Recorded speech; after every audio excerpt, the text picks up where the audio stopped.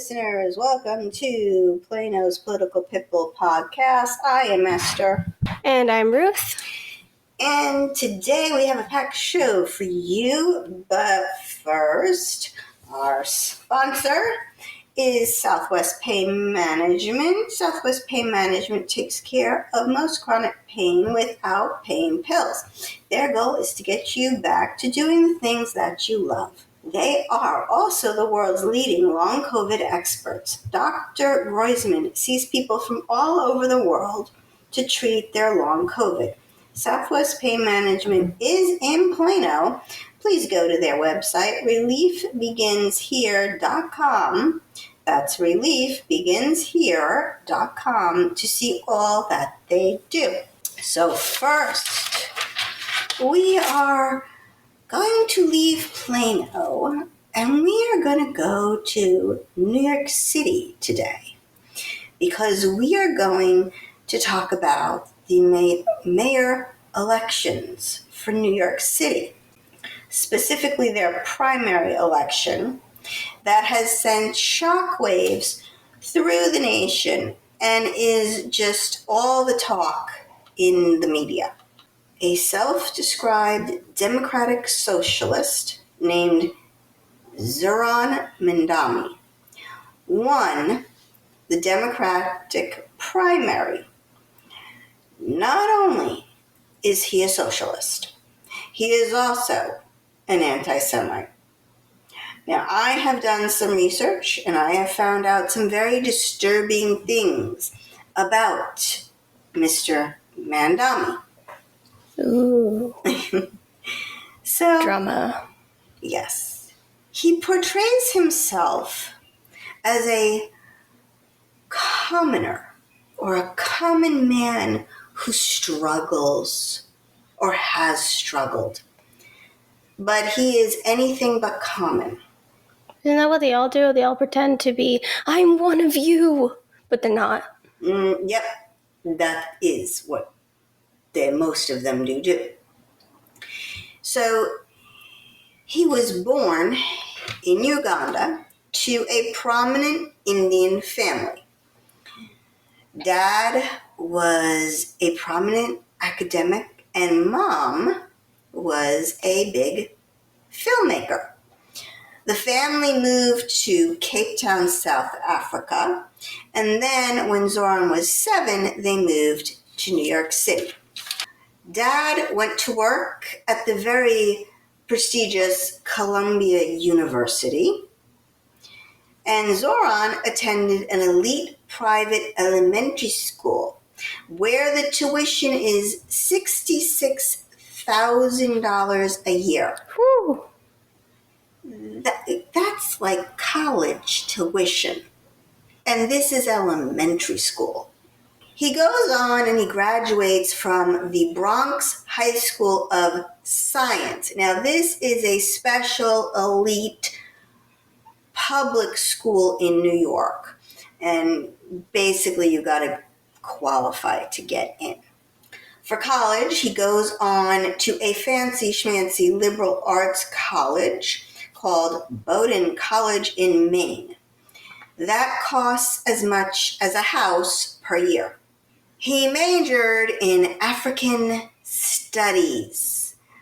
I don't know what you do with a degree in African studies, and apparently neither did Mamdani, because after he graduated, I guess he couldn't find a job in African studies, so he tried to become a rapper.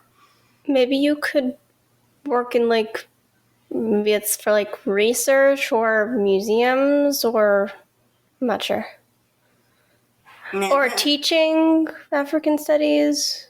Yeah, maybe teaching, but that would require a master's degree usually. So, maybe that's the next step. Yeah, he didn't go that route. I know. I'm just thinking what you could do with that. So, he tried to become a rapper.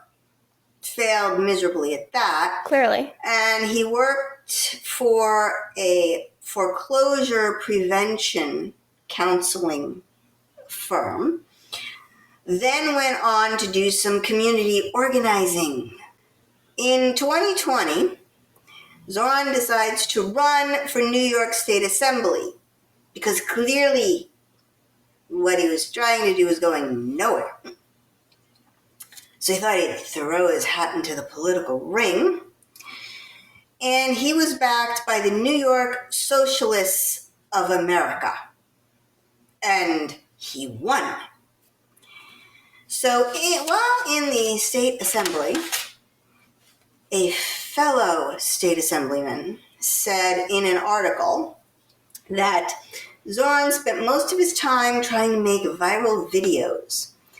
And this same person in this article said no one would take his calls. He is extremely charming, but he does not know how to build. Now, what Socialist does. They see him as a show pony, not a workhorse, said the article. Now, calling him a democratic socialist in my book is a joke. Well, democratic socialist, the whole name is a joke because you can't be two things at once. Well, democracy is supposed to get you the votes to vote for the democratic socialist, or for the socialism, but then after that... But that's just socialist. Mm-hmm. I mean, what socialist hasn't been elected? Well, Hitler was elected. Exactly. The guy in Venezuela was elected. They weren't democratic socialists. They didn't need to call themselves that. I believe he is more of a communist. And Marx, who is the father of communism, he said that socialism is the transition stop to communism. Yes, but there's still a different. What makes you think he's a communist? Good question. So, the democratic socialists want to use democracy to get to socialism than communism. Is that literally the only difference with socialism and democratic socialism? Okay. Well, yes, that is. You vote for it, supposedly. you vote for it the first time. And then after that, you're screwed. That's socialism. Mm-hmm. So he, along with the Democratic Socialists of America, want to destroy capitalism. And they say it on their very own website. They say, quote, "We fight for the abolition of capitalism and the creation of a democratically run economy that provides for people's needs." The old, to each according to his abilities, from each according to his needs, another great Marxist. I understand that, okay, capitalism has its faults. Like, no system is perfect, Mm-hmm. Okay? Yes, capitalism has problems. Mm-hmm. It can be exploited very easily. Mm-hmm. But, unfortunately, it is the best model we have. Every other model that's been tried has failed. Yes. Capitalism has lifted up more poor people than more anything else in the world. The free market.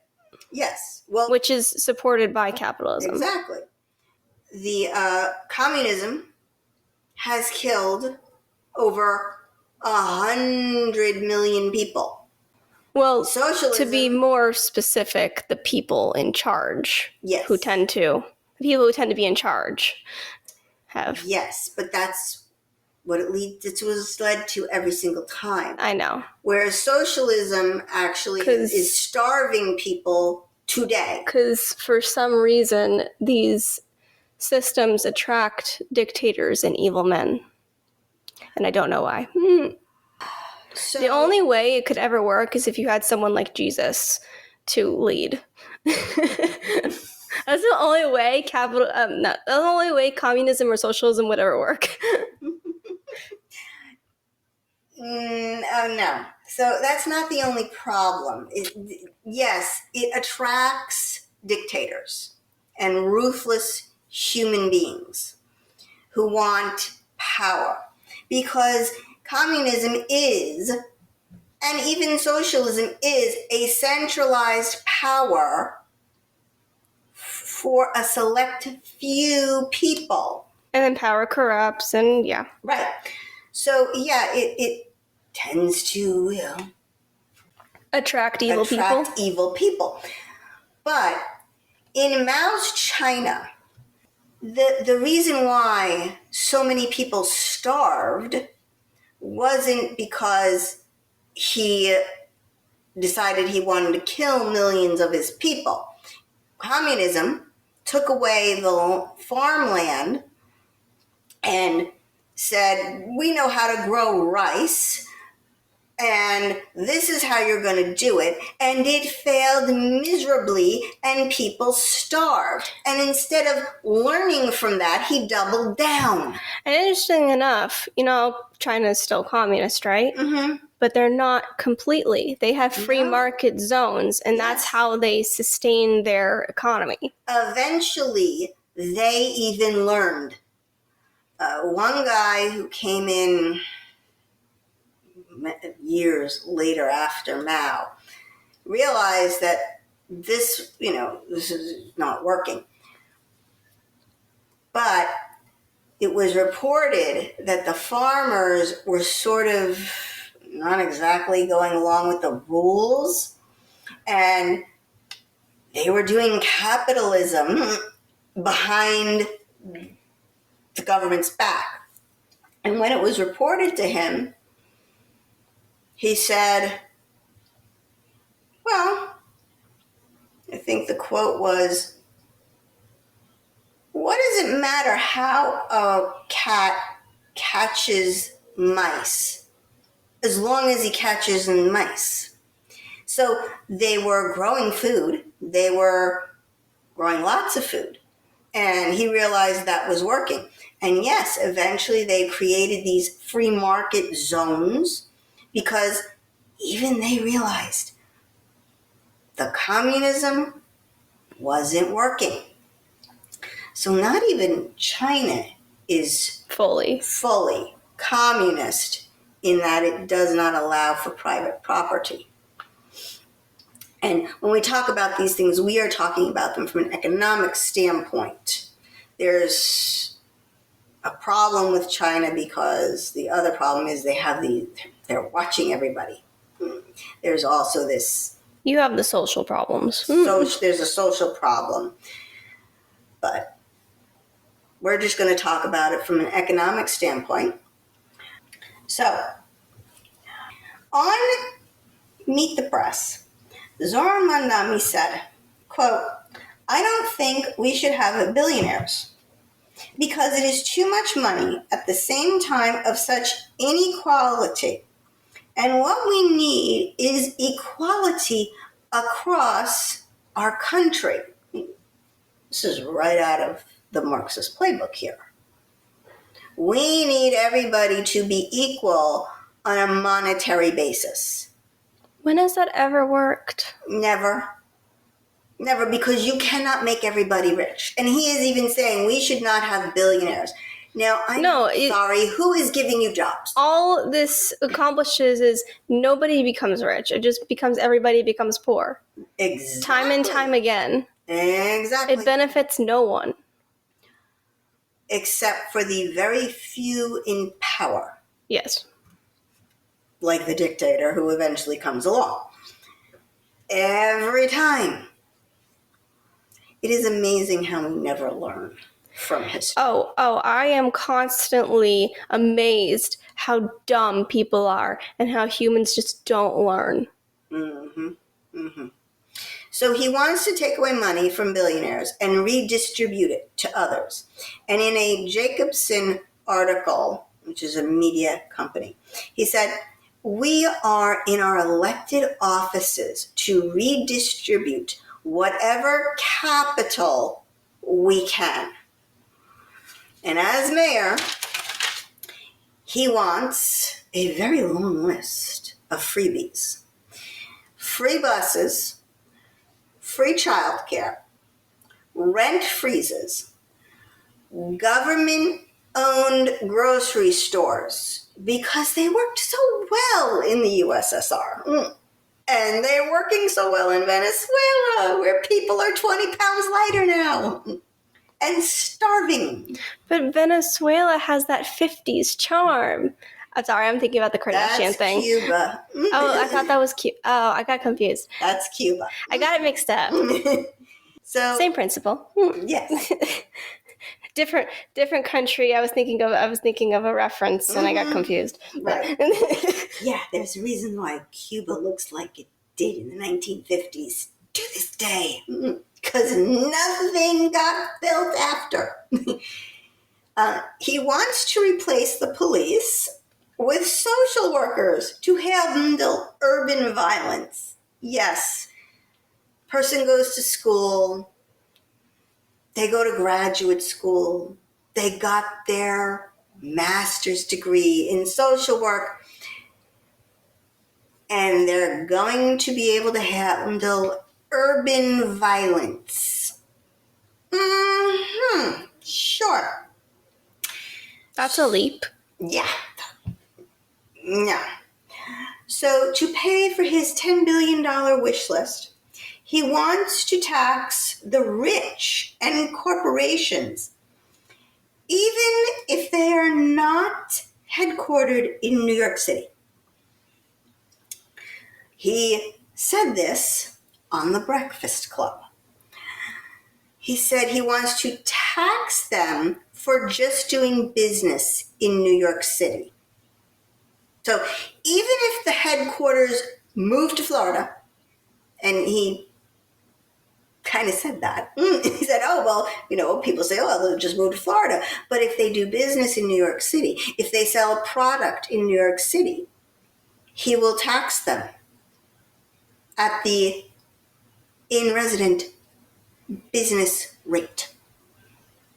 I'm seeing all of a sudden a reduction in the goods going to New York City. Because if it's not going to pay to be doing business in New York City, people aren't gonna. Yes, and I also see billionaires fleeing just like they did in the 1970s, which almost caused New York to go bankrupt. Well, that's what happens. These politicians think that they can get one over on billionaires, but they don't realize that the billionaires are smarter than them. They're also the easiest to be able to pick up and move. Yeah, they have the means to just move wherever they want to go.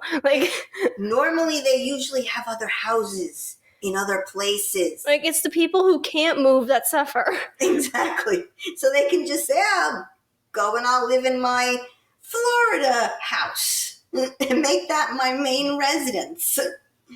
New York has already lost thousands of residents. They lost a congressional seat.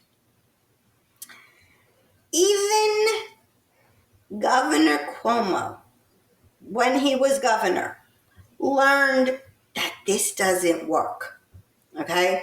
Taxing the rich eventually doesn't work because, as Margaret Thatcher once said, the problem with socialism is eventually you run out of other people's money. Well, also we should clarify by saying taxing more because they're already taxed a lot. Yes. So Cuomo, he's quoted. I saw it on the videotape. Again, I'm aging myself, but saw it on the recording. He said, we say tax the rich, tax the rich, tax the rich. Rich. But God help us if they leave. Because New York, when he was governor, had a horrible, horrible deficit problem. And unlike the federal government, they can't print money. I believe they're still having that same problem because they continue to lose people every day. Well, when the rich leave, then the middle class has got to foot the bill. Mm-hmm. So yay, shrinking middle class. Yeah, Eventually the middle class becomes poor. So Zoran Mamdani is not exactly liked by mainstream Democrats. They are becoming a little paranoid. New York Senator Chuck Schumer and New York Congressman Jeffries have not endorsed him. Who has endorsed him?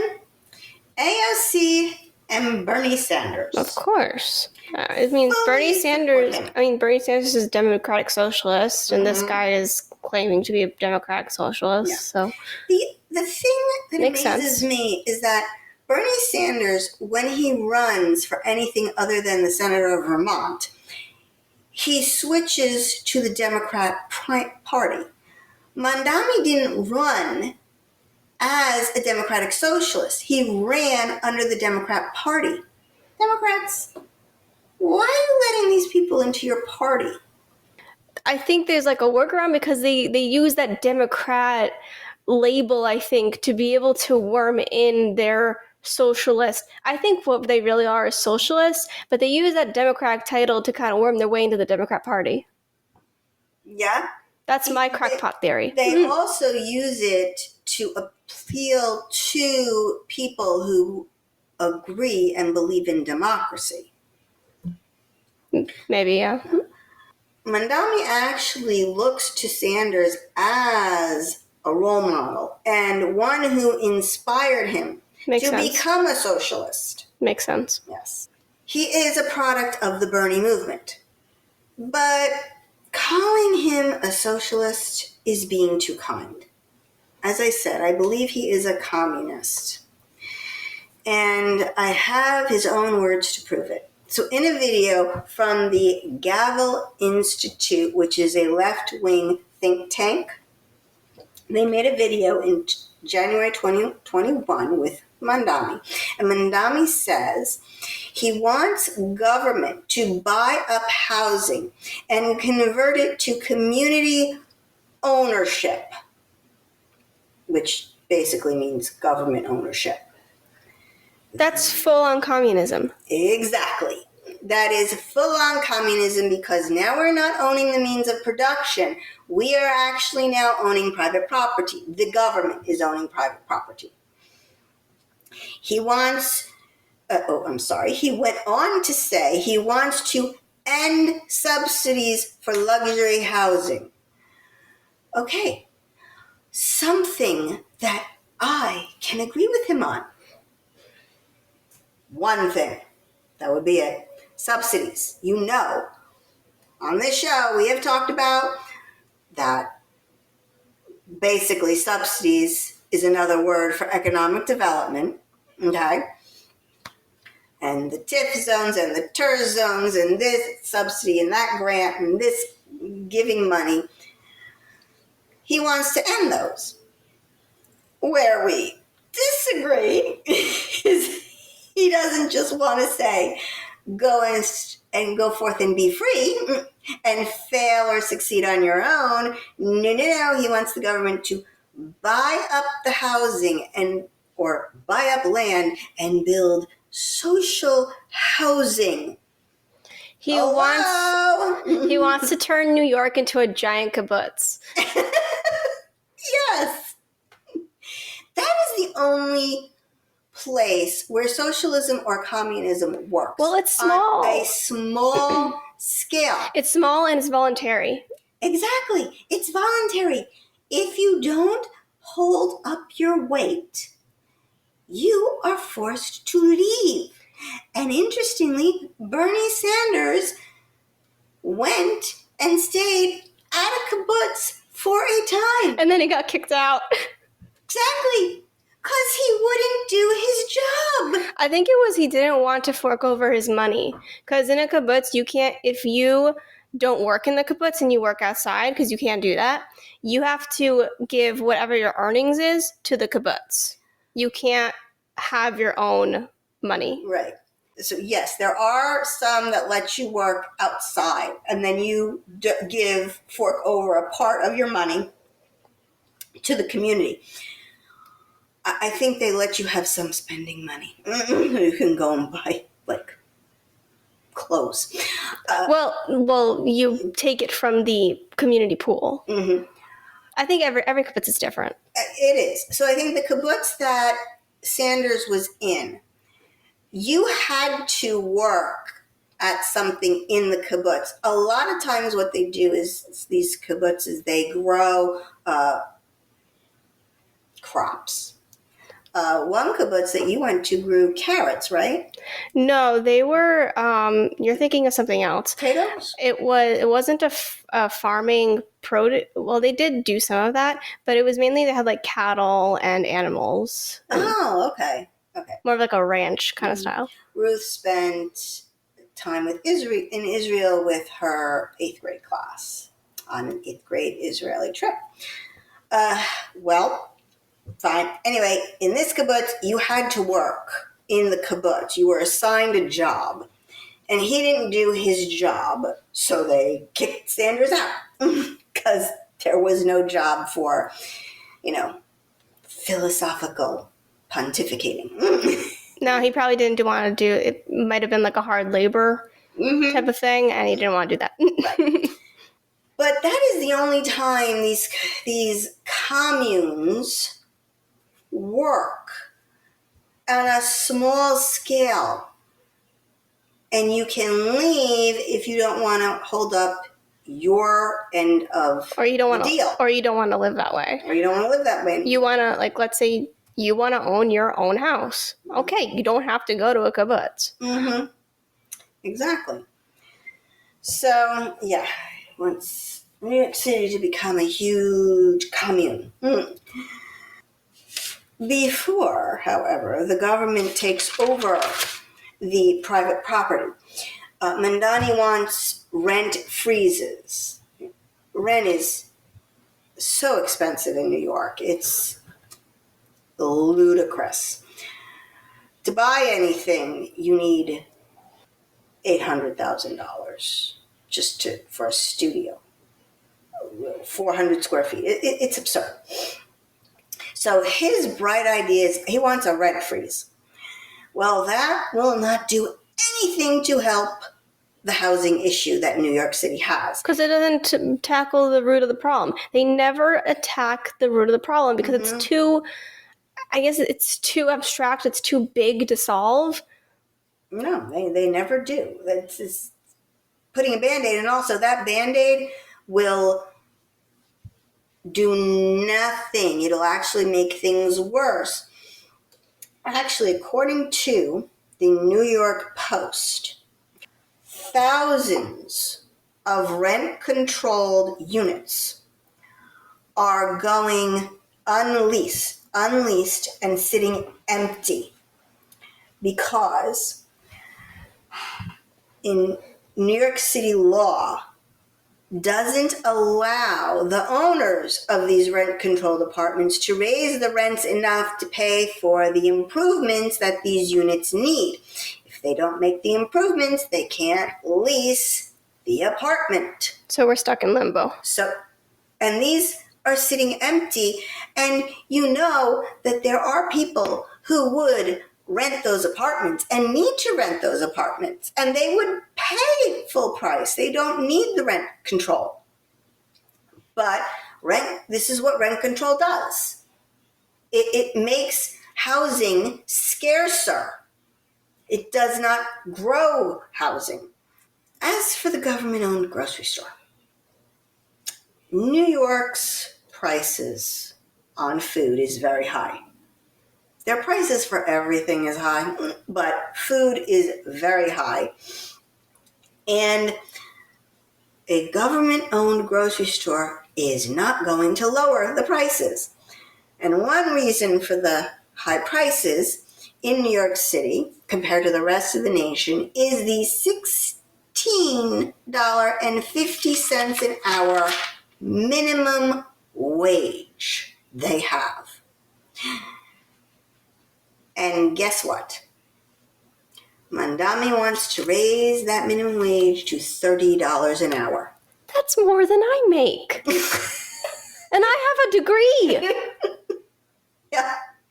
So the guy who bags the groceries is going to be making more than Ruth over here, who has a college-educated degree. I mean, I am a teacher, and teachers get paid nothing, but... I think they get paid more than grocery baggers or people who stock the shelves. Yeah, it was a joke. It was a joke. I mean, the grocery stores are running now, and this was reported by NPR. They are running at a very slim profit margin, partly because they have to pay such a high minimum wage. So, this is my proof that he is not a socialist. He's a communist. That's more than my sister makes. And she's in the medical profession. Mm-hmm. For pets, but still. Mm-hmm. I remember when Bernie Sanders was floating around the idea of a $15 minimum wage. And some people took the idea and ran with it. Well, now all of a sudden, apparently $15 is not enough. Now we need $30. Sooner or later, $30 isn't going to be enough. This is just adding to inflation. And it will lay off people. Well, yeah, because you're going to have businesses, they're like, that either you're going to have businesses, this is especially going to affect small businesses. Mm-hmm. You're going to have the small businesses, which are like, I can't pay this and support myself or support the business. Right. Sometimes you'll have small businesses where they're not even really getting much of a profit at all for themselves. Mm-hmm. It's all going into the business. Yes. But then for the big businesses that maybe they could, they're not going to. They're just going to lay off people. Every time. Or raise the prices, or both. Right.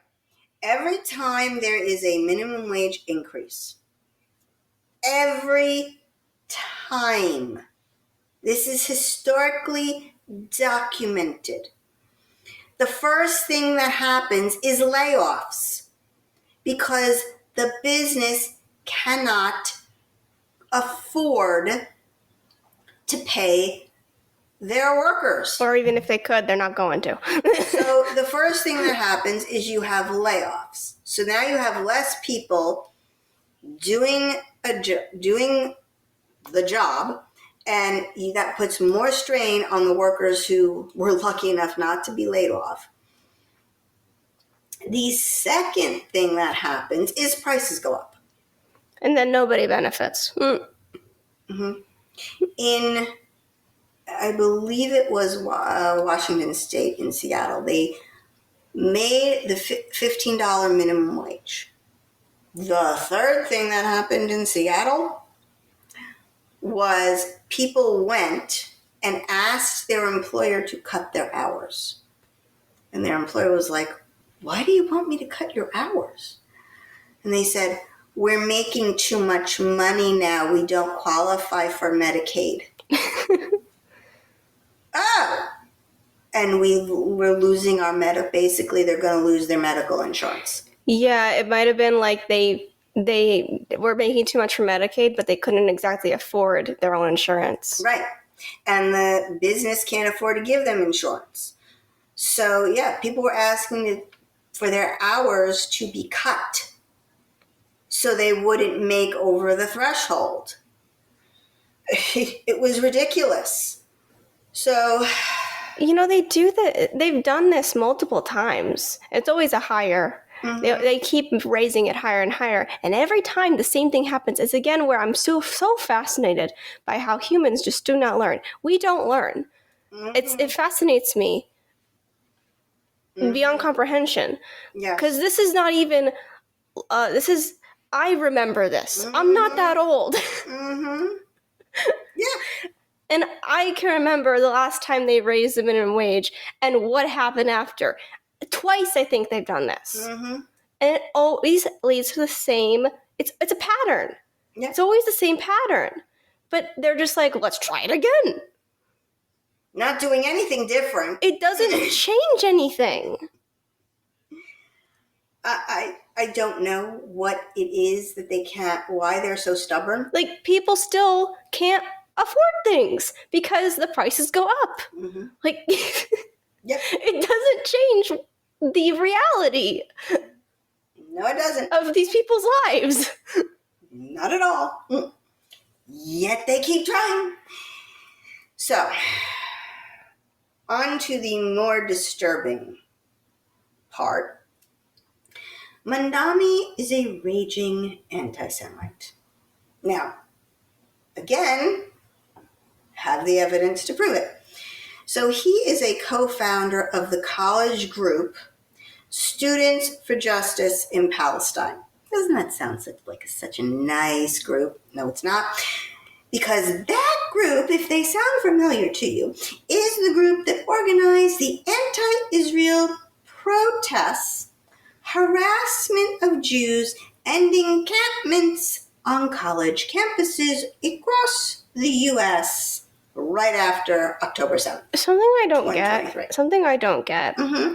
is, and I know it stems from hate, but similar to how you had people during the COVID pandemic attacking Asian Americans, some of which were not even Chinese, Mm-hmm.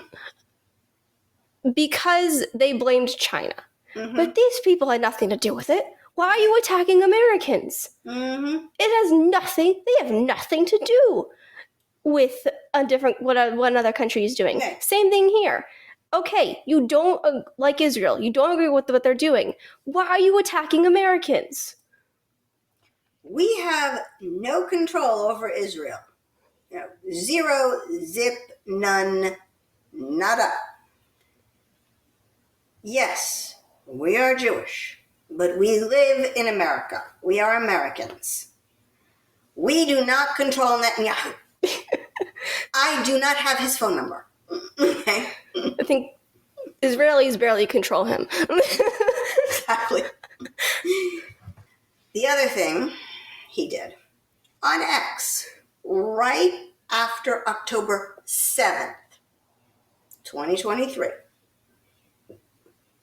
the worst day since the Holocaust for Jews, he posted that Israel was to blame for the attacks. And The initial attack? October 7th? Mm-hmm. I heard this from many people. He is not the only one to say this. Oh, they yeah. blamed the victim.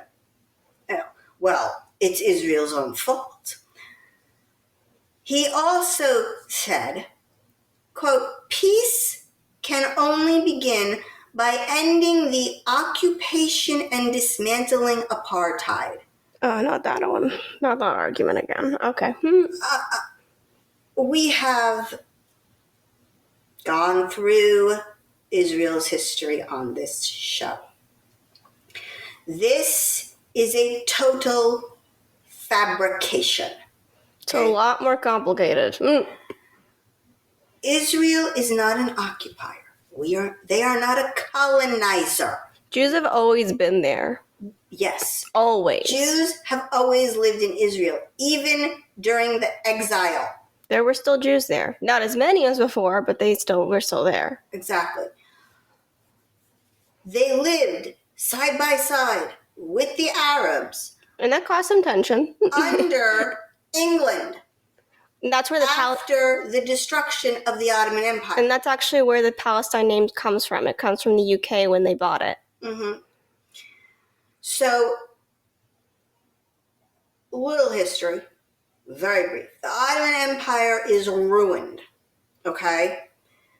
England acquires what they call Palestine. It is called Israel today and was called Israel before under King David and before him even. The Middle East is broken up, okay, into the countries that it is today, all right? And you had the Arabs who were there, they were actually from what is present-day Syria, all right? Israel was and is a great trading post. It's why everybody wanted it. It was the only piece of land in the desert that doesn't have a single ounce of oil, but it's on the Mediterranean Sea. So you have to literally go through Israel to get to the Mediterranean Sea. And that's why the Romans wanted it, and the Greeks wanted it, and the Persians wanted it, and so on and so forth. So forth and so on and so on. To say that we are occupiers is turning that name on its head. Other word I can't stand is colonizers, because again, they were always there. Were there before Jesus. They have been there before Islam was even created. And the apartheid thing, I mean, that is just an out-and-out lie. It's an out-and-out lie. Muslims are given every single right that a Jew or a Christian has. So that's just a lie. Yeah, I mean, Israel is really diverse. There are Arabs who are representatives in their parliament, which Israel calls the Knesset. They have their own party, and they have representatives in their Knesset or parliament. You know, I don't know of any apartheid that allows you to vote, because they can vote. And I don't know of any apartheid that allows you to actually represent citizens. So it's a lie. And each time these Arab countries attack Israel, they're also attacking Arabs that live in Israel. Yes. They're also risking their lives and hurting them. Exactly. So Mamdani also sponsored a bill to block New York charities from giving money or aid to Israelis. And he promised to arrest Netanyahu if he comes to New York City. He is also a proud supporter of the BDS movement. That's the, where we supposedly stopped trading with Israel, the United States, divesting in Israel. And he does not think Israel should exist, which means a total annihilation for the Jews there. Because the folks who are like Hamas, they're not going to say, oh, yes, you can live side by side with us, just under our control and under our rule. No, they're going to push them into the state, which is what they have called for. Anyone notice that there's no Jews in any of the surrounding Arab countries, but there's Arabs in Israel? Mm-hmm. Funny how that works, huh? And this guy is running for mayor in New York City with the largest population of Jews living there after Israel. And the Democratic Socialists of America, they are backing this guy. And they, by the way, that party has always opposed Israel. It is one of the reasons Roseanne Barr left the Democratic Socialist Party, because she's Jewish. She was basically grew up around Holocaust survivors. And when she learned that the Democratic Socialists do not support Israel, she left the party. Now, did they just not support Israel, or do they not support Jews? Are they anti-Semitic? Because there is a slight difference. Well, it's interesting. I have found that when you don't support a Jewish state, it's usually because you're anti-Semitic. Now there is, I must say, there is a group of Jews. They are ultra-Orthodox. They don't believe that we should have Israel yet. I think we have discussed this before. Yes, because they think we gotta wait for the Messiah. Anyway. I do have one question. So this guy, he's running for mayor, right? What does him not supporting, I just answered my own question. What does him not supporting Israel have to do with what he can do in America? Because he can't affect anything internationally. But then I just answered my own question because of what we were just talking about and how usually when someone doesn't support a Jewish state, they're anti-Semitic.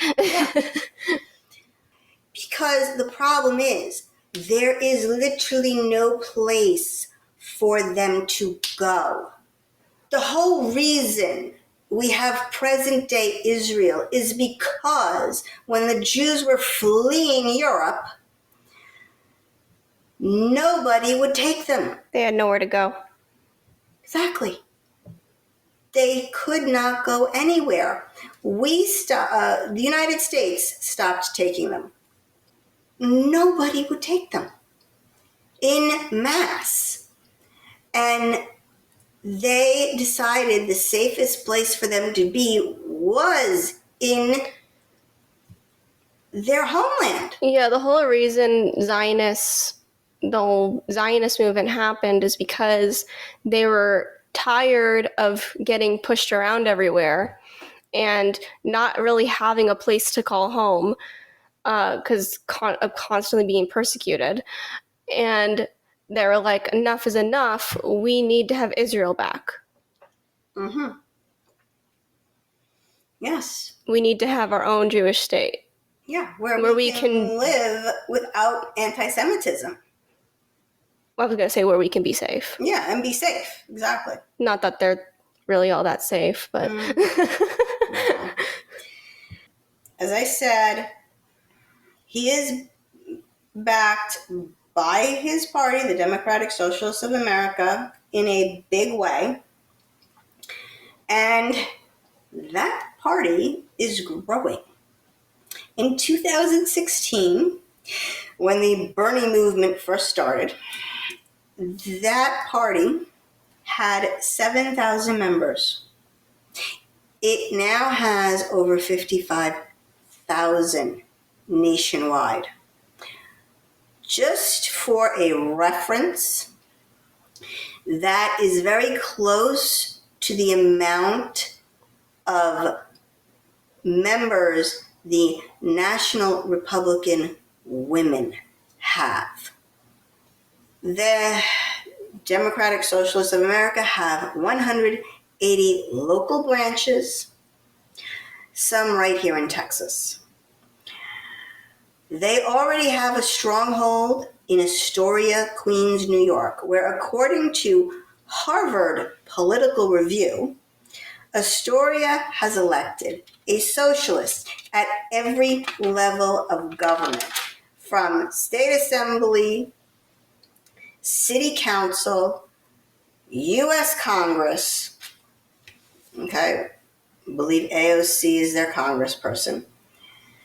And DSA is using the same blueprint to elect Mamdani as they did to elect Alexandria Ocasio-Cortez or AOC. Want to take a wild guess who's funding Mamdani's campaign? I can't think of anyone. Well, actually, it's not a person. It's a bunch of PACs, political action committees. Oh, maybe that's why I couldn't think of anyone. Mm-hmm. Out of all the contributions he had in his campaign, only 77 contributions came from individuals. The rest were all from groups. Who voted for him in the primary? Well, according to the exit polls, white, young, college-educated elites. That tracks. Voted for him. Not the blue-collar, middle class, not minorities even. Wow. So, this begs the question, why is socialism on the rise? It never went away. It never went away. Yes. It was always there underneath the surface, but now they feel like they can come out.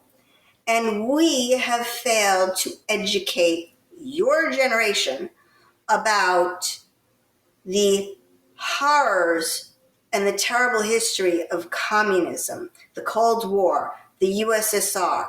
And those things aren't known to the youth. I grew up in the 80s. I lived in the Cold War. I remember Reagan. I remember Gorbachev. Yeah, I remember the end of communism. I remember how we heard the horror stories of how those folks lived and how they wanted to defect. Remind me, was that the time of the, as they call it, the Red Scare or the Communist Scare? Or was that earlier? That was earlier. The Red Scare was in the 50s. Right. But I just need to double check. We were still living under a threat of possible nuclear war because a communist country had nuclear weapons. I will say, you say the youth doesn't know about this. I know about it. You are the exception because you had me for a mother. No, I think it's because I had my dad who fled the USSR. Yeah. And who lived in communism. Yes. He remembers it well. And he's told many a story of how hard it was. 9 people living in a 3-room apartment. Mm-hmm. He didn't even know that he was Jewish because his family never told him, because if he mentioned anything, they would have had what were they called? Secret police. Secret police knocking on their door. Because, kids don't keep secrets that well. They don't have a filter.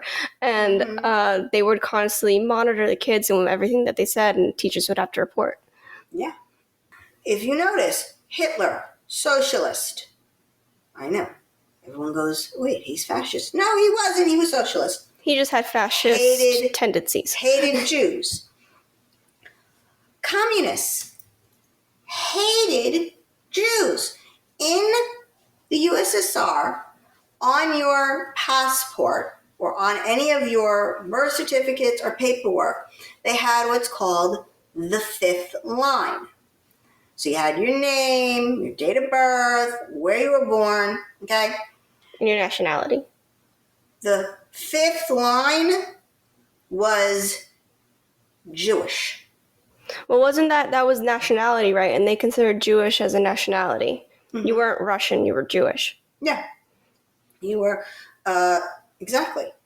And they hated the Jews there. Well, they hated all religion. You couldn't worship any god. No. The government was king. Exactly. But you didn't have to put Christianity down as a 5th line. There was no Christianity. But yet, if you were Jewish, you still had to put down Jewish. And part of that is, of course, we are a nationality, we are a race. But also, Jews couldn't get into medical schools. They couldn't get into some universities. They were discriminated against in a lot of areas. That's why you have a lot of Russians in Israel. Exactly. The youth don't know these things. We have failed to teach them the horrors of living under communism, and then they lie about Venezuela and Cuba. I don't think I ever learned about Venezuela and Cuba. I mean, in my schooling. I did. I don't know if you're. I'm talking about when I was. Your school. Yeah. And teachers went over it, but colleges are not covering it.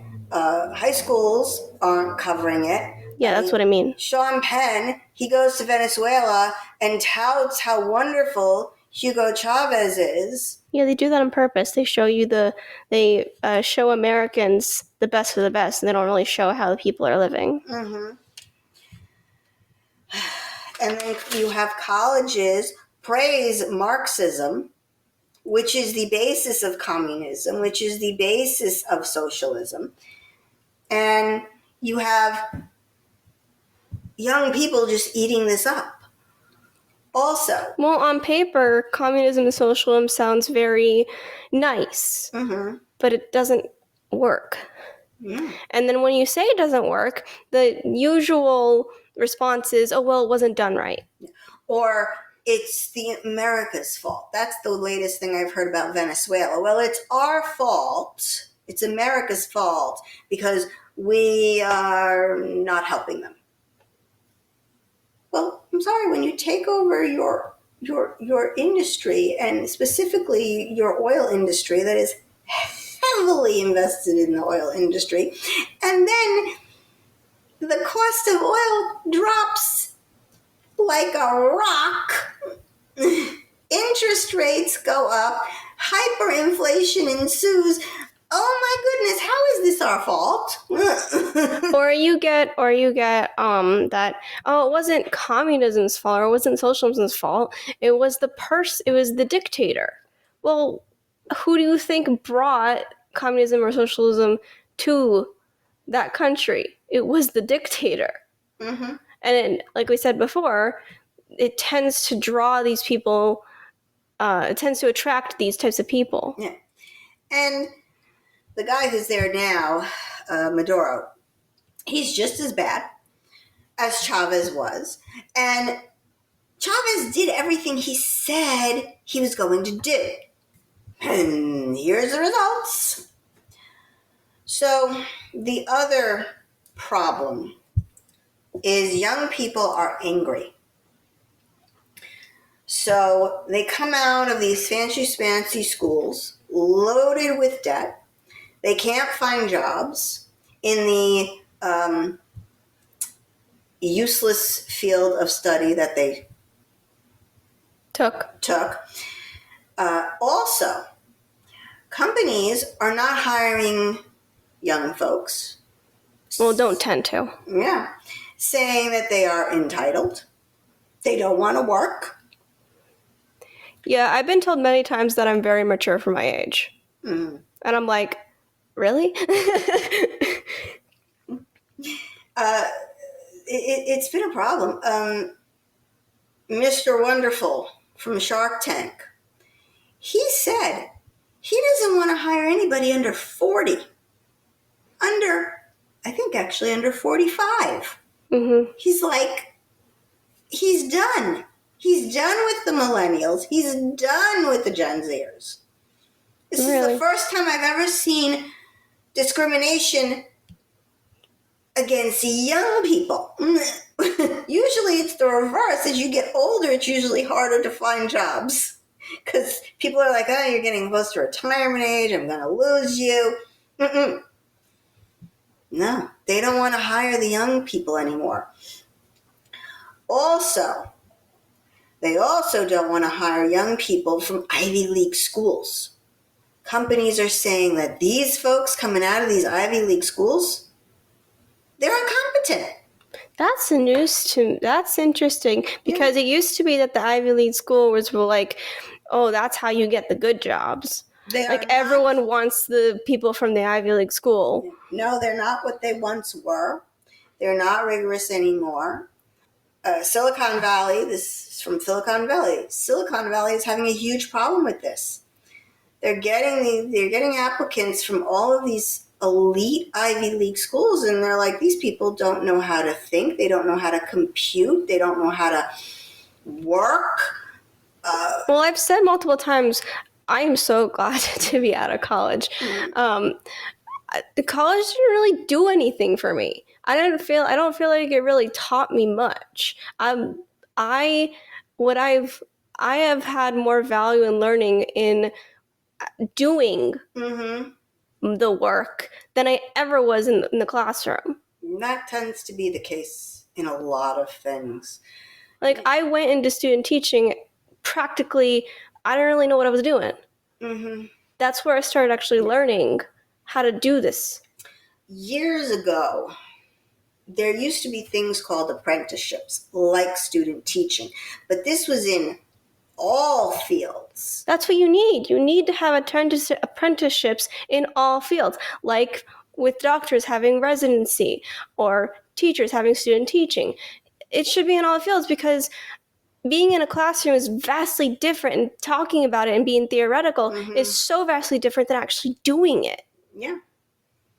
Yeah. And these trade schools, that is something they do. They teach the how part, in the trade schools, which a lot of people are going into. A lot of the people younger than you are going into the trades because they're realizing that, why should I get a useless degree, spend hundreds of thousands of dollars they don't have to get a job that's not going to pay off the college education, and when I could be doing something meaningful with my hands and reaping a reward for it. Yeah, I mean, all college did for me, the only benefit I had was the degree. It gave me the degree. Yeah. Which is just like a status symbol. It's a piece of paper. Which is really just a status symbol saying, like, I went through all this work. Mm-hmm. That's all. That's the only benefit I had from college, really. Mm-hmm. That's sad as the person who paid for that college. Well, and also them setting up the student teaching. Mm-hmm. Yes, okay. There was also that. Mm-hmm. But all the classes, Well, these young people, instead of, blaming themselves for the choices that they made, they blame who they were taught to blame in college.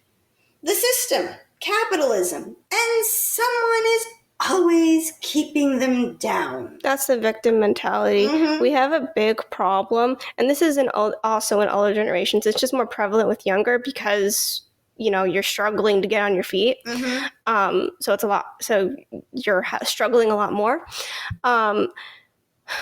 We have like a big victim mentality that's been growing over several years. Like, it's not new. This has been happening. This has been growing for several years at this point, but it's like at an all-time high right now. Well, Marx uses that mentality. He to pit laborer against business owner. Yeah. He's saying you are a victim of these businessmen. It's never what you're doing. It's always what other people are doing. Right. And he used victimhood to pit the classes against one another. And they're still doing that today. And for these folks, socialism is looked at to them as their last best hope. The government will save them from the greedy landlord. It's literally history repeating itself. Mm-hmm. It's literally communist Russia. Yeah. Wiping out college debt, freezing their rents, giving them free stuff. And Mamdani sang his siren song and got young people to fall for it. So, by this time, our listeners are probably asking themselves, how does this affect Texas or Plano? Yeah. Well, 4 million people have fled their ultra blue states for red ones like Texas. And if Mamdani is elected, millions more will flee. Now, one would think, well, maybe they'll go to upstate New York. I don't think so.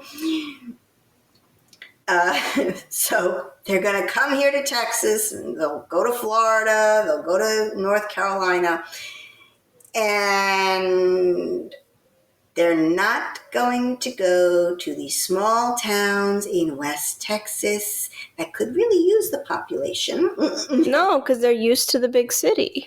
And suburbs. Exactly. Well, that's why I don't think they're going to go to upstate New York. They are going to come to DFW area. They're going to come to Plano. They're going to come to Houston, go to Fort Worth. San Antonio, Fort Worth. Fort Worth has, I think they have reached over 1 million new people now. Oh my gosh. I mean, it's boomed in Fort Worth. Do you know how many Dallas has gotten? No, I don't know how many Dallas. I heard the Fort Worth number from a friend of mine. So those places are already crowded. The home values have skyrocketed. I'll talk about that in another episode.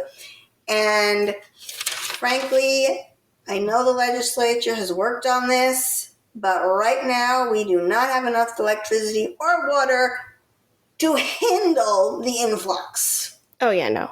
We're barely scraping by right now. Okay? The other... I mean, the city council has, tried to address this with the water problem. Right? Do I remember that correctly? That's the state legislature. State legislature, yeah. So the other problem is if socialism wins across the country, or let's start just in the New York City area, they're going to feel emboldened, and they're going to think that they can spread. And this is really going to start pitting geographic region against geographic region, because we now have where you've got so many people fleeing these blue states to red states. Mm-hmm.